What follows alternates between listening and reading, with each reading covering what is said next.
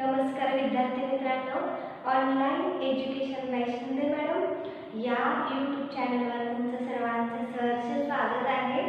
आज आपण विद्यार्थी मित्रांनो काय पाहणार आहोत तर factor affecting the chemical reactions पाहणार आहोत। आता कोणते फॅक्टर केमिकल रिॲक्शन्सला इफेक्ट करतात, ठीक आहे। Factor affecting the chemical reactions म्हणजेच काय, असे कोणते घटक आहेत ते रिॲक्शन्सला अफेक्ट करतात। आता अफेक्ट करतात म्हणजे नेमकं काय करतात, रिॲक्शन्स फास्ट घडवून आणतात, रिॲक्शनचा स्लो घडवून आणले जाते, म्हणजे रिॲक्शन्स मध्ये बदल घडवून आणतात, रिॲक्शन स्लो करतात किंवा रिॲक्शन फास्ट करतात। असे कोणते घटक आहेत ज्याद्वारे रिॲक्शन्सला आपल्या फरक पडतोय तो बघूया। म्हणजेच which factors are affecting the chemical reactions।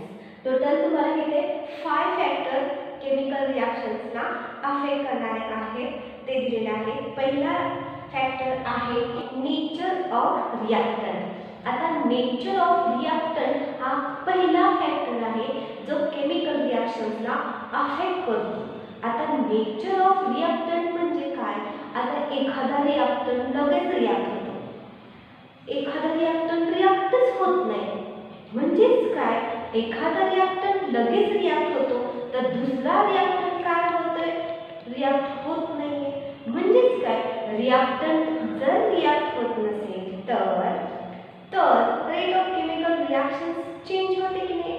मग पाहूया आपण इथे ॲल्युमिनियम घेऊया आणि दुसरा आहे झिंक हा मेटल घेऊया।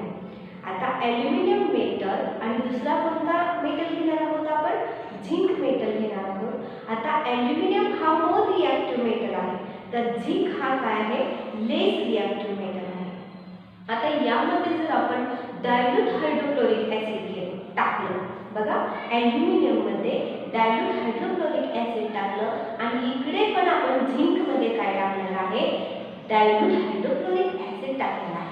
आता ह्यामध्ये आपण रिॲक्टंट काय घेतलेला आहे, हा मोर रिॲक्टिव्ह घेतला आहे ॲल्युमिनियम आणि लेस रिॲक्टिव्ह कोण घेतलेला आहे, झिंक घेतलेला आहे। मग बघा ज्यावेळेस हायड्रोक्लोरिक ॲसिड आपण सेम टाइम ॲड करतो त्यावेळेस ह्याच्यातून काय होतं, मोर रिॲक्टिव्ह मध्ये भरपूर बुडबुडे येतात, तो म्हणजे हायड्रोजन गॅस तयार होतो आणि यामध्ये स्लोली हायड्रोजन गॅस तयार होताना दिसून येईल, कारण त्याचे बुडबुडे हायड्रोजन गॅसचे अगदी कमी प्रमाणात बाहेर येताना दिसेल। म्हणजे या उदाहरणावरून तुमच्या काय लक्षात आलं पाहिजे, रिॲक्टंटचं नेचर कसं आहे। जर रिॲक्टंट मोर रिॲक्टिव्ह वाला असेल, उदाहरणार्थ ॲल्युमिनियम सारखा, तर रिॲक्शन रेट फास्टर होतं। जर ॲल्युमिनियमच्या जागी आपण जर झिंक घेतला, झिंक घेतला तर झिंक हा धातू लेस रिॲक्टिव्ह आहे, म्हणून ज्यावेळेस डायल्यूट हायड्रोक्लोरिक ॲसिड आपण टाकतो त्यावेळेस थोड्या प्रमाणात हायड्रोजन गॅस बाहेर पडताना दिसून येते आणि या रिॲक्शनमध्ये फर्स्ट हायड्रोजन गॅस बाहेर पडताना दिसून येते। आणि जर मोर रिॲक्टिव्ह असेल तर रिॲक्शन रेट फास्टर, जर रिॲक्टंट जर लेस रिॲक्टिव्ह असेल तर रिॲक्शन रेट काय होतो, लो होतो। म्हणजेच काय, रिॲक्टंटचं नेचर कसं आहे यावर केमिकल रिॲक्शनचा रेट अवलंबून असतो। दुसरा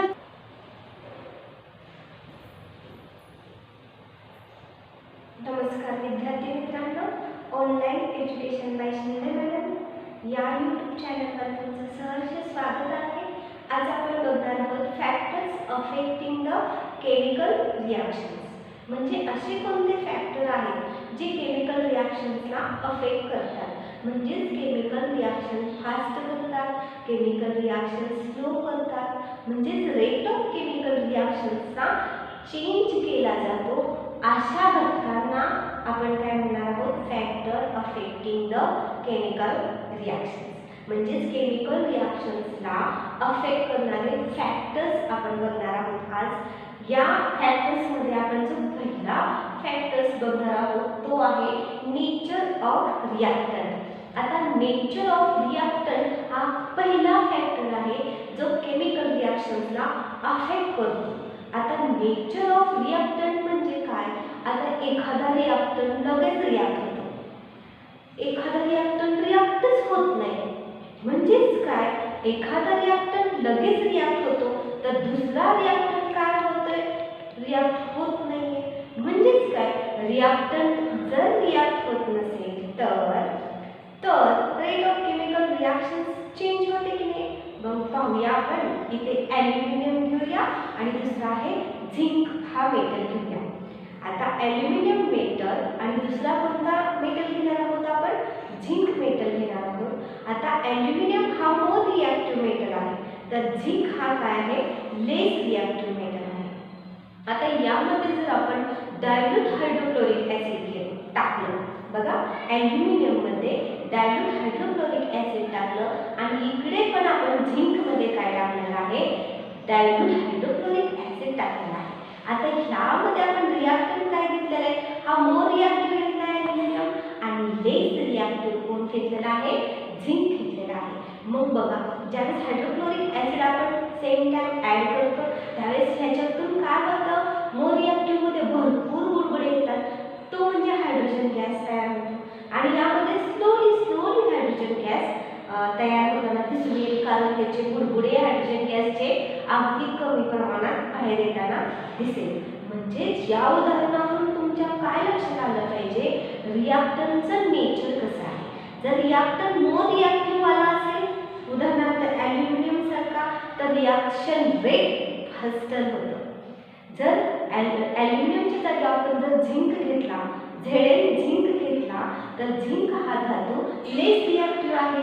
म्हणून ज्यावेळेस डायल्यूट हायड्रोक्लोरिक ॲसिड आपण टाकतो त्यावेळेस थोड्या प्रमाणात हायड्रोजन गॅस बाहेर पडताना दिसून येते आणि या रिॲक्शनमध्ये फर्स्ट हायड्रोजन गॅस बाहेर पडताना दिसून येते. म्हणजेच या दोन्ही उदाहरणावरून तुम्हाला असं दिसून आलं पाहिजे की रिॲक्शन रेट फास्टर होते का, तर रिॲक्टंट आपला जर तो काय असला, रिॲक्टंट जर रिॲक्टिव्ह असला तर रिॲक्टंट आहे. रिॲक्टंट कसं आहे, ठीक आहे, रिॲक्टंट जर मोर रिॲक्टिव्ह असेल तर रिॲक्शन रेट फास्टर. जर रिॲक्टंट जर लेस रिॲक्टिव्ह असेल तर रिॲक्शन रेट काय होतो, लो होतो. म्हणजेच काय, रिॲक्टंटचं नेचर कसं आहे यावर केमिकल रिॲक्शनचा रेट अवलंबून असतो. दुसरा जो प्रकार आपण बघणार आहोत, फॅक्टर बघणार आहोत. दुसरा फॅक्टर जो बघणार आहोत केमिकल रिॲक्शनचा, तर तो काय आहे, factor size of particle of reactant. Reactant पार्टिकलचं साइज. जर रिॲक्टंट पार्टिकल म्हणजेच केमिकल रिॲक्शन्समध्ये आपण जे रिॲक्टंट घेतो, उदाहरणार्थ याची रिॲक्शन याच्याशी करतो, असे जे रिॲक्टंट आपण जे घेतोय त्या रिॲक्टंटची साइज जर लहान असेल तर रिॲक्शन फास्ट होते. जर साइज पार्टिकलची जर मोठी असेल तर रिॲक्शन स्लो होते. आता हे समजून सांगण्यासाठी आपण साइज जर स्मॉल असेल, उदाहरणार्थ जर लहान साइज असेल रिॲक्टंटची तर रिॲक्टंट फास्ट होते. जर साइज जर मोठी असेल रिॲक्टंटची तर रिॲक्शन स्लो होते. उदाहरण घेऊया, जर साइज जर मोठी असेल तर उदाहरणार्थ साखर जर पाण्यात विरघळवायचं असेल तर जास्त वेळ लागतो. शुगर सोल्युशन बनण्यासाठी जास्त वेळ लागतो. म्हणजे शुगर सोल्युशनची रिॲक्शन होण्यास जास्त वेळ लागतो. ज्यावेळेस आपण साखर घेतो त्यावेळेस आणि त्या साखरेच्या ऐवजी आपण जर पिठी साखर घेईल, पावडर साखर घेईल, त्यावेळेस बघा शुगर सोल्युशन लवकर बनेल. म्हणजेच काय, साइज जर स्मॉलर असेल तर रिॲक्शन फास्टर, साइज जर मोठी असेल रिॲक्टरची तर रिॲक्शन रेट स्लो होतो. म्हणजेच काय, तुम्हाला या दोन्ही उदाहरणावरून तुम्हाला असं समजून आलं असेल की रिॲक्टंट जे आहे, जे रिॲक्शनसाठी आपण वापरतो त्या रिॲक्टंटची साइज जर स्मॉलर असेल तर रिॲक्शन फास्टर होते. जर साइज जर बिगर असेल रिॲक्टंटची तर रिॲक्शन रेट स्लो राहतो. म्हणजेच फॅक्टर हा खूप महत्त्वाचा आहे रिॲक्शन्स करत असताना. तिसरा फॅक्टर जो आपण पाहणार आहोत रिॲक्शन्सला जो अफेक्ट करतो तो फॅक्टर आहे कॉन्सन्ट्रेशन ऑफ रिॲक्टंट. आता रिॲक्टंटचं कॉन्सन्ट्रेशन, उदाहरणार्थ कॉन्सन्ट्रेशन म्हणजे आपण त्याला म्हणतो तीव्रता. ठीक आहे, आता आपण उदाहरण कोणतं घेतोय नेहमी, कॅल्शियम कार्बोनेटचं जर उदाहरण घेतलं CaCO3, आपण दोन्हीकडे पण काय करू CaCO3 घेऊया. ठीक आहे, रिॲक्टंट आपण सेम घ्यायचे. ठीक आहे, आपण फक्त काय बघणार आहोत कॉन्सन्ट्रेशन बघणार आहोत, रिॲक्टंटचं कॉन्सन्ट्रेशन. आता बघा इकडे पण CaCO3 त्याला आपण कॅल्शियम कार्बोनेट म्हणतो, तेवढ्याच प्रमाणात इकडच्या बिकरमध्ये पण आपण काय घेणार आहोत कॅल्शियम कार्बोनेट. आता दोघांमध्येही सेम रिॲक्टंट घेतलेला आहे कॅल्शियम कार्बोनेट. आता दोघांमध्येही आपण काय टाकणार आहोत ॲसिड टाकणार आहोत, परंतु एका ॲसिडचं कॉन्सन्ट्रेशन जास्त असणार आहे आणि एका ॲसिडचं कॉन्सन्ट्रेशन कमी असणार आहे. बघा पहिलं उदाहरण कॅल्शियम कार्बोनेट घेतला, त्यामध्ये आपण डायल्यूट ॲसिड टाकून घेऊया. ठीक आहे, डायल्यूट ॲसिड म्हणजेच काय, त्याच ॲसिडमध्ये पाण्याचं प्रमाण असणारं ॲसिड, म्हणजेच पाणी प्लस ॲसिड असं मिक्स असतं, त्याला आपण डायल्यूट ॲसिड म्हणतो. जर डायल्यूट ॲसिड कॅल्शियम कार्बोनेटमध्ये टाकला तर डायल्यूट ॲसिड टाकला तर थोड्या प्रमाणात CO2 गॅस बाहेर पडेल. त्याच दुसऱ्या उदाहरणामध्ये त्याच कॅल्शियम कार्बोनेट तेवढ्याच प्रमाणात घेऊन त्यामध्ये जर कॉन्सन्ट्रेटेड ॲसिड जर टाकलं, हायड्रोक्लोरिक ॲसिड आपण वापरतो आहे, तर कॉन्सन्ट्रेटेड हायड्रोक्लोरिक ॲसिड जर टाकलं तर पटपट काय होणार आहे फास्ट CO2 गॅस बाहेर पडताना दिसून येणार आहे.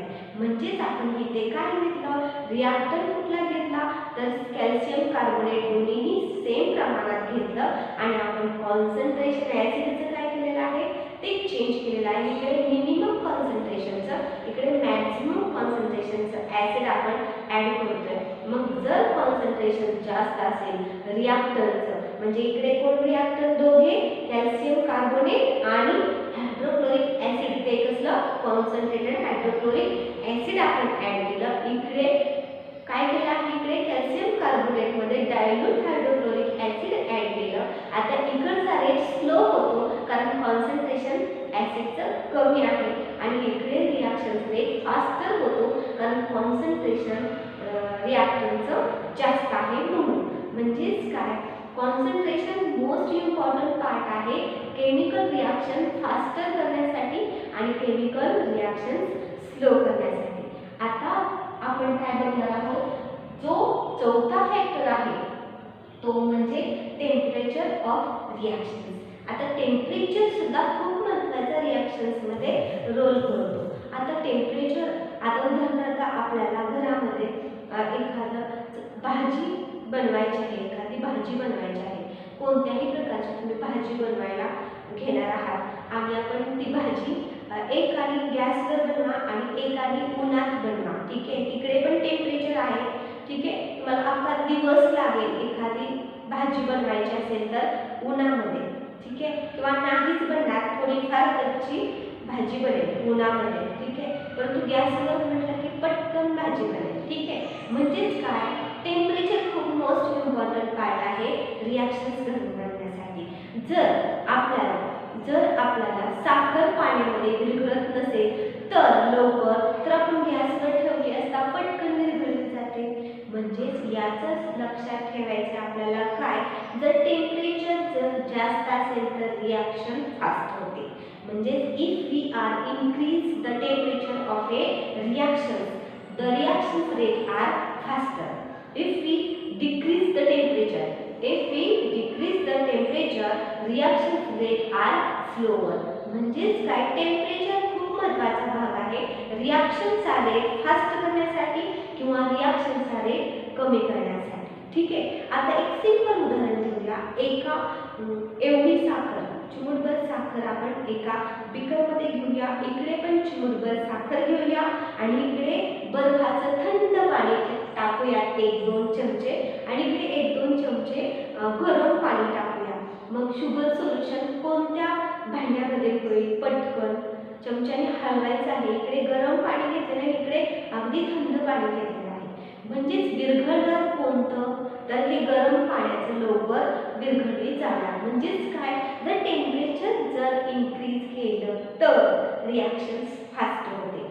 जर टेम्परेचर जर डिक्रीज असेल तर रिॲक्शन रेट काय होतो स्लो होतो. म्हणजेच काय, टेम्परेचर हा फॅक्टर जो आहे केमिकल रिॲक्शन्समध्ये तो महत्त्वाचा रोल करत असतो. आता नेक्स्ट जो शेवटचा फॅक्टर काय आहे तो बघूया केमिकल रिॲक्शन्सला अफेक्ट करणारा. त्या फॅक्टरचं नाव आहे कॅटलिस्ट. नेहमी विद्यार्थी मित्रांनो आपण काय करत असतो, केमिकल रिॲक्शन्सचे रिॲक्टंट लेफ्ट हँड साईडला ठेवतो, एक ॲरो देतो आणि ॲरोच्या राईट हँड साईडला आपण प्रोडक्ट लिहितो. तर जो ॲरोवरती लिहिला जातो, ट्रायंगल असेल किंवा क्लोरोफिल असेल किंवा KMnO4 पोटॅशियम परमॅंगनेट असेल, K2Cr2O4 असेल, म्हणजे जे आपल्याला ॲरोवरती दिलेलं असतं ते म्हणजेच कॅटलिस्ट असतं. आता कॅटलिस्टचा रोल काय केमिकल रिॲक्शन्समध्ये, तर कॅटलिस्ट हा केमिकल रिॲक्शनचा रेट फास्ट करण्यासाठी किंवा स्लो करण्यासाठी वापरला जातो. तो केमिकल रिॲक्शन्समध्ये फक्त रिॲक्शन्स घडवून आणण्यासाठी मदत करतो, तो प्रोडक्टमध्ये येत नाही. म्हणजेच काय, उदाहरणार्थ आपण जर टेम्परेचर जर वापरलं तर ठीक आहे, म्हणजेच यामध्ये कॅटलिस्ट कोणता वापरला आहे त्याच्यावरती काय अवलंबून आहे, रिॲक्शन्स रेट. उदाहरणार्थ आपण पोटॅशियम क्लोरेट, ठीक आहे, कॅटलिस्ट म्हणजेच MnO2 कॅटलिस्ट घेतलेला आहे. ठीक आहे, कॅटलिस्ट वरती किंवा खाली लिहिला जातो. ठीक आहे, कॅटलिस्ट वरती किंवा खाली लिहिला जातो. ठीक आहे, ॲरोच्या. ठीक आहे, कॅटलिस्ट मॅंगनीज डायऑक्साईड हे कॅटलिस्ट घेतलेला आहे. आता कॅटलिस्ट मॅंगनीज डायऑक्साईड कॅटलिस्ट घेतलेला आहे. तर हा कॅटलिस्ट मॅंगनीज डायऑक्साईड रिॲक्शन्स रेटला काय परिणाम करतोय ते आपण पाहूया. आता या केमिकल रिॲक्शन्समध्ये पोटॅशियम क्लोरेट घेतलेला आहे. आपण काय घेतलेलं आहे, पोटॅशियम क्लोरेट. आता या पोटॅशियम क्लोरेटचं जर पार्टिकल जर लहान घेतलं तरी पण रिॲक्शन फास्ट होत नाही. टेम्परेचर जरी दिलं तरी रिॲक्शन फास्ट होत नाही. मग बघा आपण वरती काय बघितलं आहे, रिॲक्टंटची साईज, पार्टिकल जर लहान असेल तर रिॲक्शन फास्ट होते, आपण शिकलेलो आहोत. इथे आपण काय शिकलेलो आहोत, टेम्परेचर जर जास्त दिलं, आता याला टेम्परेचर दिलं तर रिॲक्शन फास्ट होईल असं शिकलेलो आहोत. पण काही रिॲक्टंट असे असतात की त्याचं टेम्परेचर जरी वाढवलं तरी रिॲक्शन फास्ट होत नाही. आणि दुसरं म्हणजे त्याचं रिॲक्टंट साईज जरी, पार्टिकलची साईज जरी लहान केली तरी सुद्धा रिॲक्शन फास्ट होत नाही. मग आपल्याला तिथे काय वापरायचं आहे, तर कॅटलिस्ट वापरायचं आहे. म्हणजे रिॲक्शन रेट काय होईल, आपला फास्ट होईल. मग यामध्ये पोटॅशियम क्लोरेट आहे, याला काय केलेलं आहे, याच्यामध्ये आपल्याला मॅंगनीज डायऑक्साईड टाकलेला आहे. बघा पोटॅशियम क्लोरेट डिकंपोज होत असताना आपण यामध्ये मॅंगनीज डायऑक्साईड टाकल्यानंतर काय होते बघा, मॅंगनीज डायऑक्साईड टाकल्यानंतर रिॲक्शन्स एकदम फास्ट होते. रिॲक्शन्स एकदम फास्ट होते आणि पोटॅशियम क्लोराईड तयार होतो आणि भरपूर ऑक्सिजन गॅस काय होतो, बाहेर पडतो. आता आपल्याला हे दोन्ही पण रिॲक्शन्स बघता येतील. कधी आपल्याला बघतो बघा, ऑक्सिजन काय होतो, पटपट पटपट पटपट काय होतो, बाहेर पडायला लागतो. म्हणजे रिॲक्शन रेट स्लो आहे का फास्ट आहे हे आपल्याला ऑक्सिजन बाहेर बुडबुडेच्या स्वरूपात बाहेर पडत असताना आपल्याला समजतं. आपण लॅबोरेटरीमध्ये ऑक्सिजन अशाच प्रकारे तयार होतो. म्हणजेच काय, रिॲक्टंट आपण जरी चेंज नाही करू शकलो तरी आपण यामध्ये काय टाकतोय, तर कॅटलिस्ट जर आपण एखाद्या केमिकल रिॲक्शन्समध्ये वापरला तर ती केमिकल रिॲक्शन्स फास्ट होते. ठीक आहे, आणि कॅटलिस्ट असा वापर आणि दुसऱ्या प्रकारचा कॅटलिस्ट असा, म्हणजेच याच्यावरून आपल्याला असं समजून येते की कॅटलिस्ट MnO2 वापरल्यामुळे रिॲक्शन्स काय झालेले, फास्ट झालेले आहे. भरपूर प्रमाणात ऑक्सिजन काय होतंय, बाहेर पटकन पडताना दिसतोय. म्हणजेच कॅटलिस्ट वापरल्यानंतर रिॲक्शन्स रेट कमी जास्त होतो. ह्यावरून आपल्या लक्षात आलं की हा कॅटलिस्ट हा महत्त्वाचा फॅक्टर आहे रिॲक्शन्सवरती इफेक्ट करण्यासाठी. म्हणजेच आपण काय बघितलं, factors affecting the chemical reactions. आपण केमिकल रिॲक्शन्सला कोणते फॅक्टर अफेक्ट करतात ते आज आपण पाहिलं. ते तुम्हाला कसं वाटतं नक्की मला कमेंट्स करून सांगा.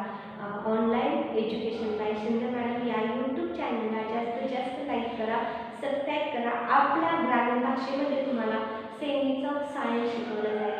त्याबद्दल thank you so much for watching my video. धन्यवाद.